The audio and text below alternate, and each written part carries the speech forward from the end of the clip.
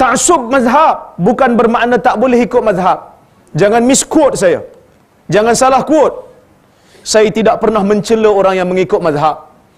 Tetapi kita tidak bersetuju dengan orang yang ta'assub kepada mazhab. Apa maksud ta'assub? Kita mengikut satu mazhab, dalam masa yang sama kita mencela 3 mazhab yang lain. Ini yang kita tak nak.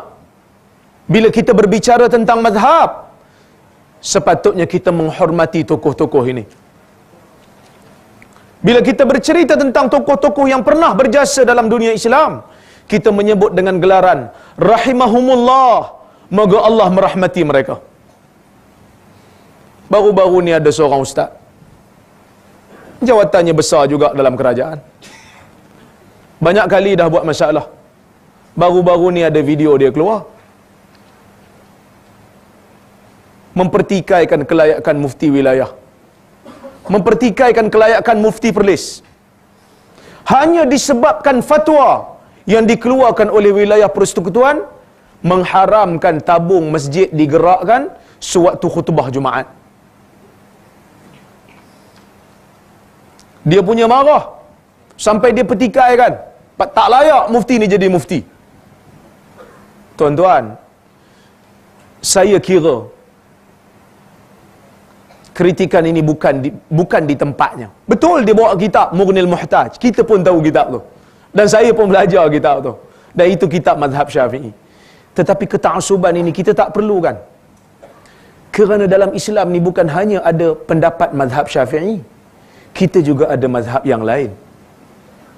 Kalau kita setuju dengan mazhab Syafi'i yang mengatakan bercakap ketika khutbah itu hanya makruh, kita jangan lupa di sana ada majoriti ulama daripada 3 mazhab, daripada mazhab Hanafi, daripada mazhab Maliki, daripada mazhab Hambali, yang mengatakan haram untuk seseorang yang berada dalam masjid ketika imam sedang berkhutbah untuk bercakap ketika mana imam berkhutbah, sedangkan cakap itu tidak perlu. Bukan cakap yang darurat, bukan bercakap dengan imam dengan adanya keperluan.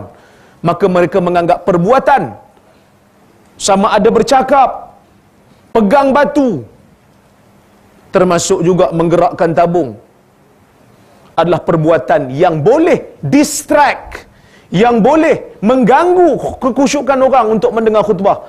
Maka ia dilarang dalam hadis Nabi SAW. Keta'asuban ini akan boleh dihilangkan bila mana kita sanggup untuk semak, sanggup untuk nilai balik pandangan-pandangan ulama dan lihat apa fatwa ulama selain daripada mazhab Syafi'i. Kita tak salahkan orang yang nak ikut mazhab Syafi'i. Ala ra'si wal ain, kata orang Arab, siapa nak ikut mazhab Syafi'i, kita hormat, atas kepala kita letak. Kerana Imam Syafi'i digelar sebagai Nasirus Sunnah. Tetapi jangan cela orang yang nak ikut imam lain. Maka selayaknya kita tanya diri kita, adakah aku perlu untuk membenci orang yang ikut imam lain, ataupun aku perlu benci diri aku sendiri kerana aku yang bodoh tak tahu ada pandangan lain dalam masalah ni.